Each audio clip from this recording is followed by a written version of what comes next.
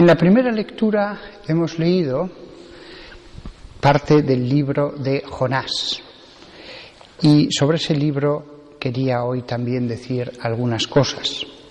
Todos más o menos conocéis la historia de Jonás, un profeta al que Dios le encarga que predique en Nínive.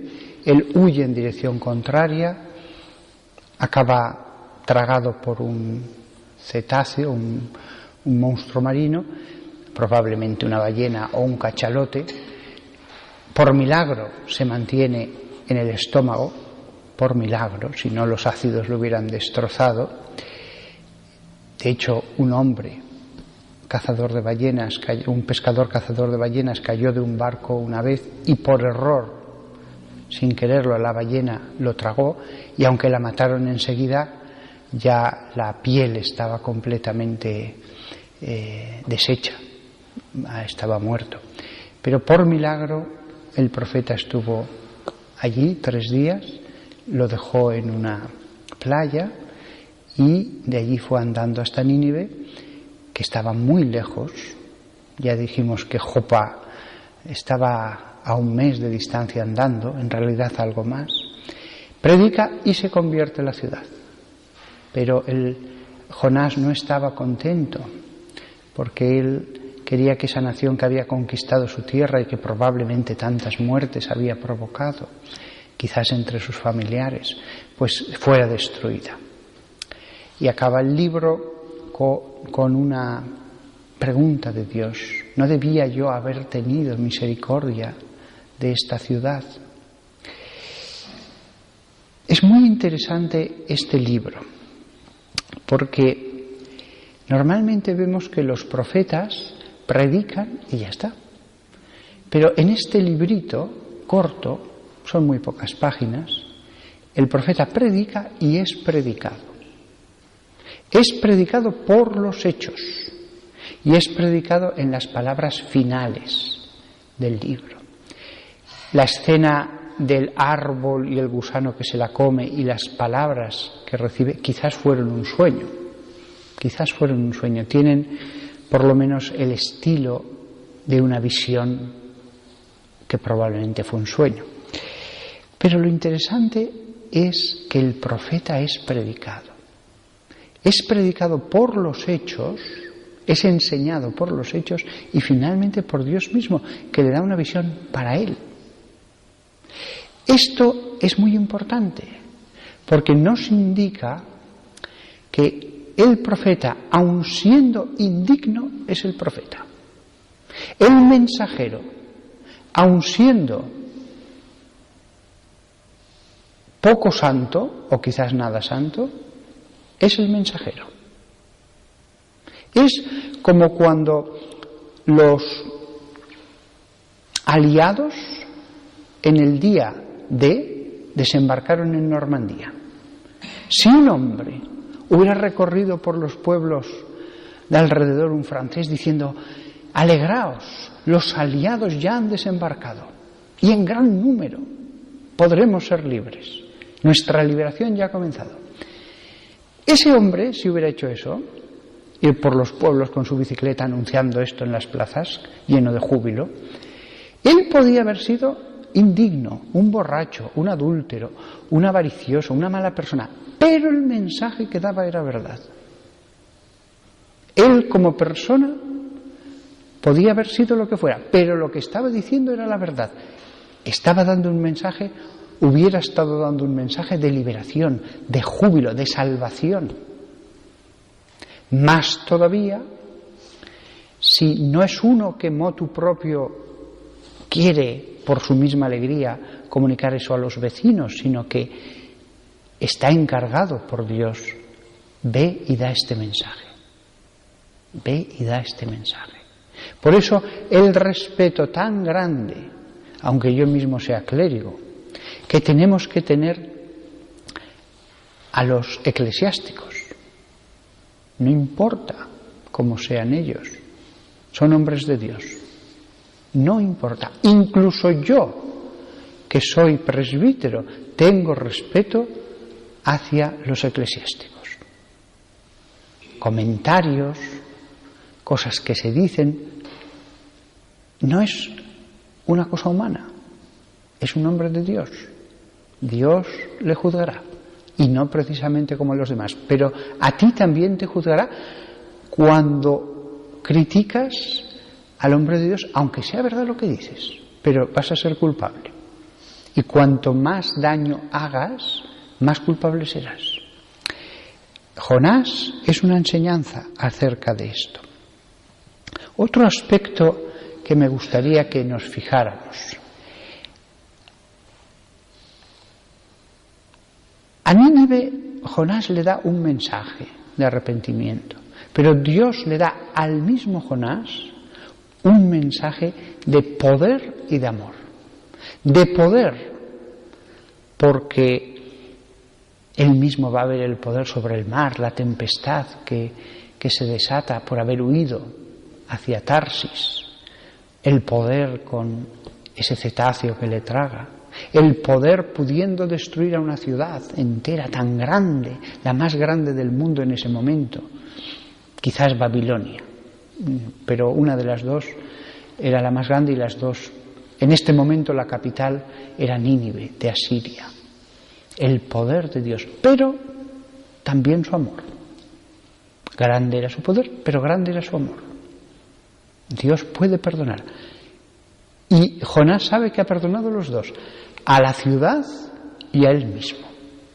Con lo cual él podría predicar el poder de Dios y el amor.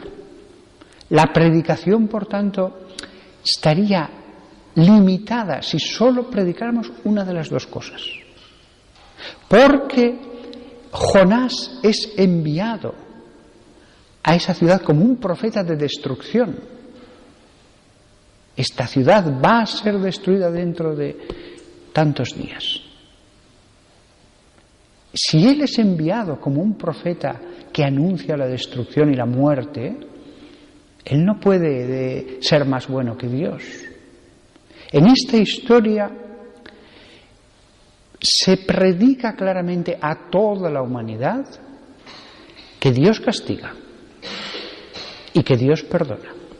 Las dos cosas, no solo una ni solo la otra.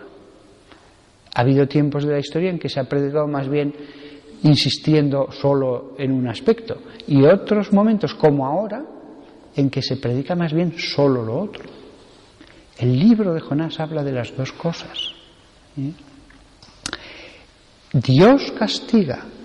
Si el castigo de Dios es tan grande como para encargarle que anuncie la destrucción de esa gran ciudad con sus familias, niños, ancianos, gente inocente, es porque los pecados que habitaban en esa ciudad, la iniquidad que se había acumulado, era correspondiente al castigo. Podemos entrever lo grande que es la iniquidad por el castigo. Y eso no hace falta que nos vayamos a la época de Jonás. Si vemos la historia del siglo XX, veremos a veces cómo la iniquidad de un pueblo ha llevado a su total destrucción. Porque el mensaje de Dios es que Nínive sería destruida, pero no dice que directamente va a caer fuego sobre la ciudad. Dios podía destruir la ciudad a través de los hombres. No es Dios menos poderoso por usar la intermediación humana para la destrucción, del mismo modo que usa la intermediación humana de Jonás para la salvación. Lo mismo pasa ahora en nuestra época. Los seres humanos somos muy dados a que Dios lo haga todo directamente, como si una mano descendiera del cielo, pero la Biblia suele mostrarnos, con pocas excepciones, aunque las hay, que leamos la acción de Dios, salvadora o castigadora, a través de los hechos que aparentemente parecen naturales o humanos. Aquí se ve que grande era el pecado de Nínive, pero más grande su paciencia, y mucha paciencia también con el profeta. El último aspecto en el que me quiero fijar El profeta Jonás recibe el mandato, ve a Nínive y predica esto. Sin embargo, él va en dirección contraria, hacia el oeste, y encima quiere atravesar con un barco bien lejos el mar. Cuando después vuelve a ser vomitado a tierra, después de 3 días, el mensaje que recibe es el mismo: ve a Nínive y predica esto. No ha cambiado nada. No ha cambiado nada. El mensaje es el mismo. En cada cambio y nueva circunstancia, Dios es el mismo. Su propósito es el mismo. Dios no cambia. Dios es inmutable. A veces podemos tener la tentación de pensar que nosotros vamos a cambiar la mente de Dios. Eso es un error. Aunque todo un pueblo hiciera lo que Dios no quiere, Dios no va a cambiar su mente. Las leyes fueron dadas en piedra, grabadas en piedra en el Sinaí, para reflejar su inmutabilidad. Fueron escritas por el dedo de Dios y entregadas. Moisés no podía hacer nada.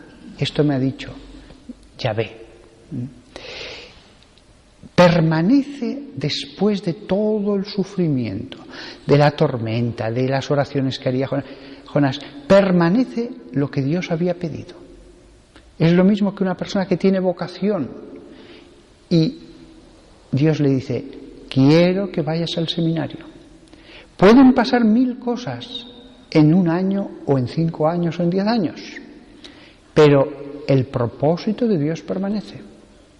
Y si se casa, entonces ya no puede ir al seminario, pero el propósito inicial de Dios era ese y será siempre ese, y en la eternidad lo contemplará y dirá: pues es verdad, lo ideal, lo que Dios hubiera querido era esto. No se le puede dar la espalda a Dios. Es cierto que Dios puede rehacer los planes si son cosas que no podemos cambiar, un matrimonio, por ejemplo, pero para nuestro arrepentimiento, para nuestro dolor, veremos el plan de Dios toda la eternidad.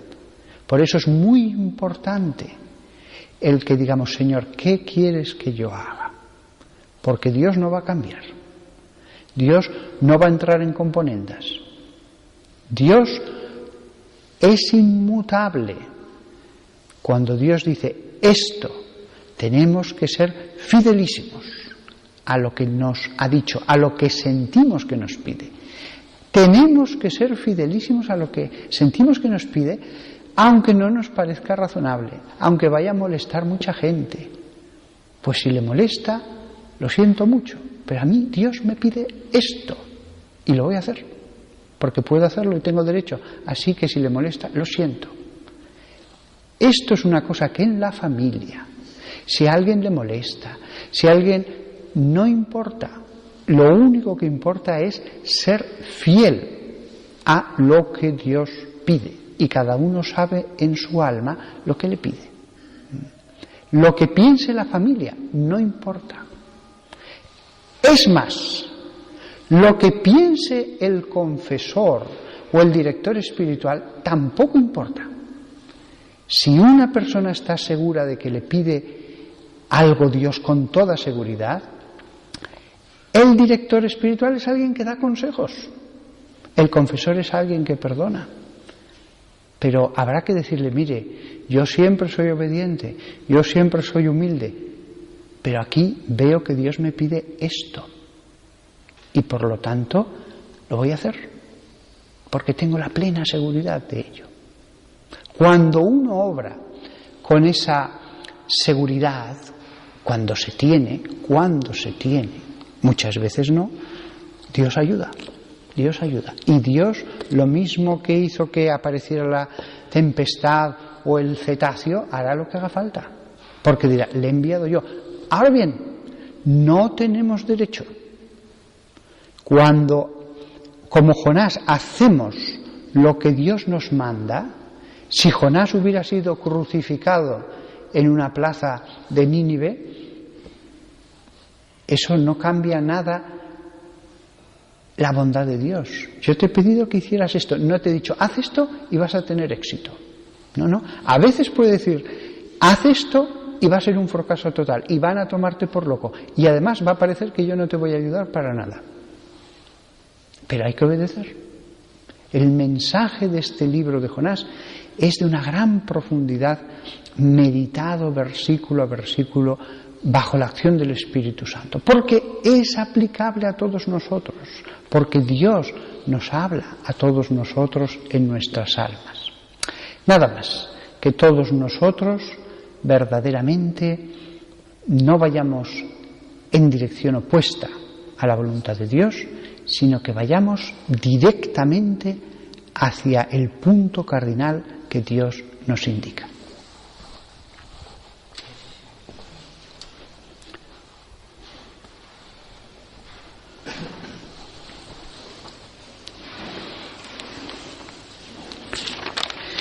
Creo en Dios, Padre Todopoderoso, Creador del cielo y de la tierra.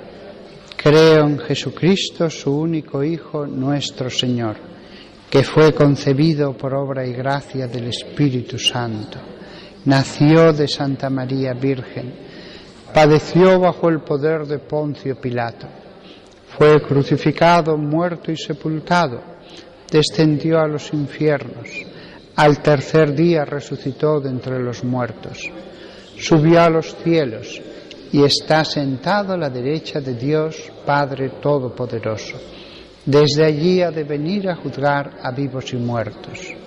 Creo en el Espíritu Santo, la Santa Iglesia Católica, la comunión de los santos, el perdón de los pecados, la resurrección de la carne y la vida eterna. Amén. Oremos al Señor nuestro Dios. Por el pueblo santo de Dios, para que